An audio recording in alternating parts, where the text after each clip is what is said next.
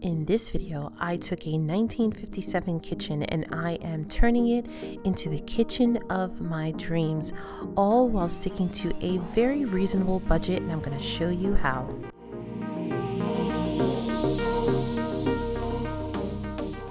Welcome everyone back to my channel. In this video, we are going to see a kitchen transformation.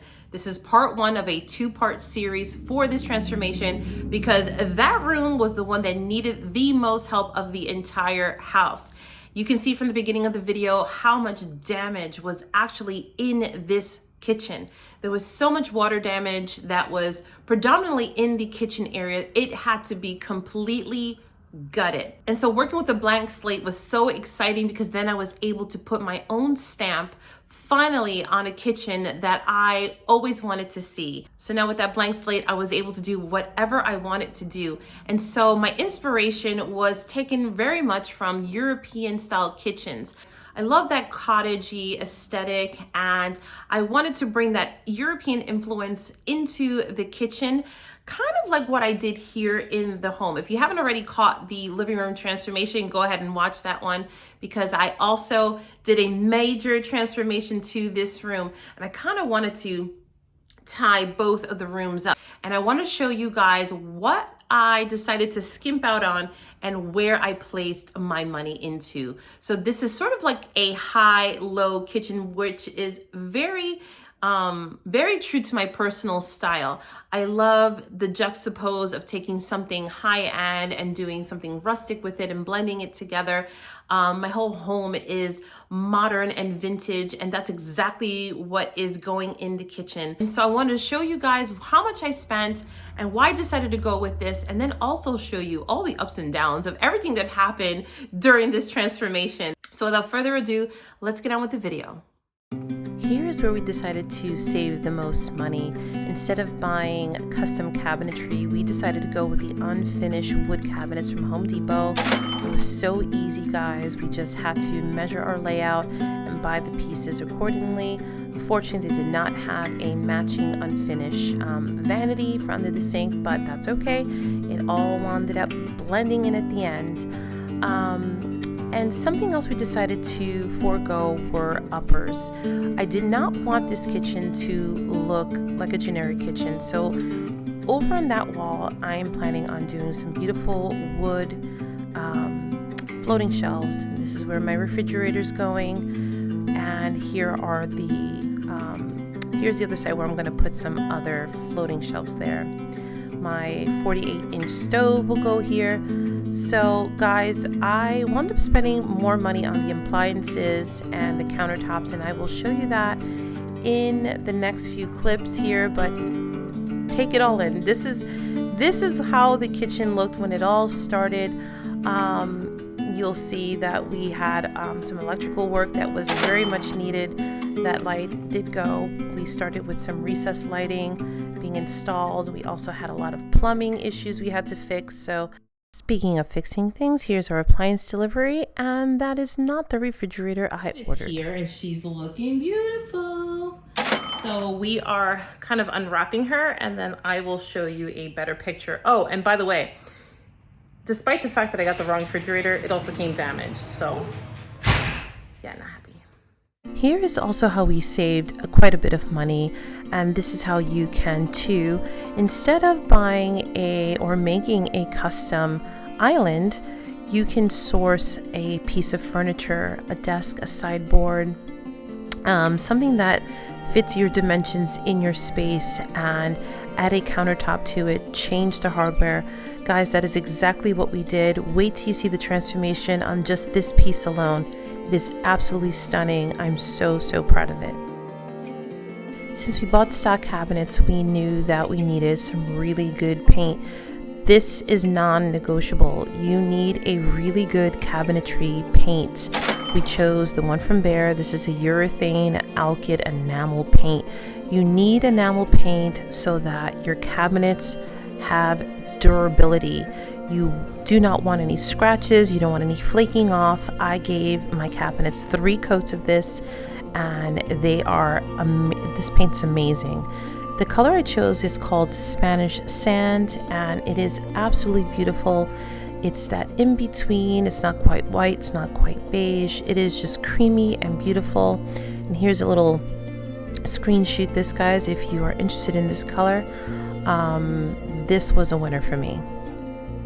Something I wanted to add is to use foam rollers. You definitely do not want lint on your cabinets. So this is what it started to look like, and I started to get very excited. I sometimes just stand and just stare and daydream and visualize how it's all going to come together. I started thinking about the hardware and about just finishing it all up. And so here's what the color looks like. It's not the best lighting to see the true color, but we'll see that in the reveal soon enough. Okay guys, I thought I'd share the hardware came in this morning. These are the poles for the kitchen cabinet. These are 10 inches. And then for the knobs, we have little matching knobs. How adorable is that? I'm so excited. These will be linked in my description box, so I cannot wait to start styling these cabinets. Okay, we are unboxing the vent range hood for the stove. This is a Z-line. This is the protective sheeting here. It's so pretty. I'm excited. It also comes with a separate box. I'm not going to show you because my address is on there, but a separate box for the crown molding. And there was another piece that my husband already pulled out, which is the actual surround. So we are going to assemble this week, and we're so excited. Our kitchen is coming together. Now here's where we splurge just a little bit. We are purchasing some marble countertops. Guys, you do not need to purchase any stone to create a beautiful high-end looking kitchen. In fact, you can look at wood options, concrete. Some people even paint and epoxy their countertops. There are so many options to still create a beautiful look. So the first process was to have someone from the company come and take a template of your existing cabinetry, and they take it back and they cut the marble for you. Then in 7 days, they were at my house installing the countertops. This team did such an amazing job. This was such a good day. I was so excited. This was actually giving me the fresh new momentum I needed to continue with this kitchen, because at this point it had been dragging on and we were getting really, really exhausted. So while they're out for a break, let me just show you. So pretty. See? Yeah. Very nice. You can see the tans in here, and it's not blue, it's actually gray, which I like that. So this is marble. It's called Shadow White Marble. So love, love, love. Look at that view. Another way we saved some money is, instead of using upper cabinets, we decided for floating shelves. We gave our local lumberyard a little bit of business. My husband then took the boards home, sanded them down, distressed them, and we added these anchors that we bought off of Amazon that hold 100-pound each anchor. So this was the way to go, and we were extremely excited. Okay, today is stone day. This is the backsplash that we're gonna put in the entire kitchen. I know it looks a little crazy, but just a process. This wall is gonna look like the sweetest little English cottage kitchen ever. We just stained our shelves yesterday. They look really good. And so today's the final step with the walls. And I'm gonna grab my mortar, and I have this, what is this size is this? This is 1/2 inch trowel. I'm gonna put mortar on the wall, stick them on there, and then we're gonna do a heavy German schmear. So the way we cut cuss down is by reusing some of the leftover tiles we had from the Carolina room into the kitchen. And secondly, because this floor had so much previous water damage, the floor was very uneven, and we had decided originally on tile, but we knew that we would have to do some major repairs to get the floors even. And so therefore we decided to go with the vinyl tiles. It already gave me the look that I was going for, And what better than to transition from one room to the next with just that nice cohesiveness. And here we are getting ready to assemble our uppers.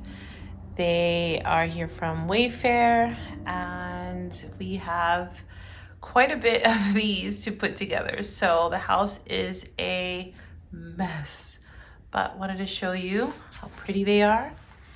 And they are natural wood, so not veneer. Very excited.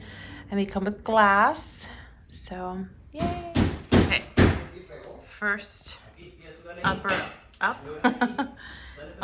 Here's the cabinet, and right now we got these as Signature Hardware. This is the little assembly that we are putting up here, a little pole. It's more decorative than anything. It doesn't need it, but these slide.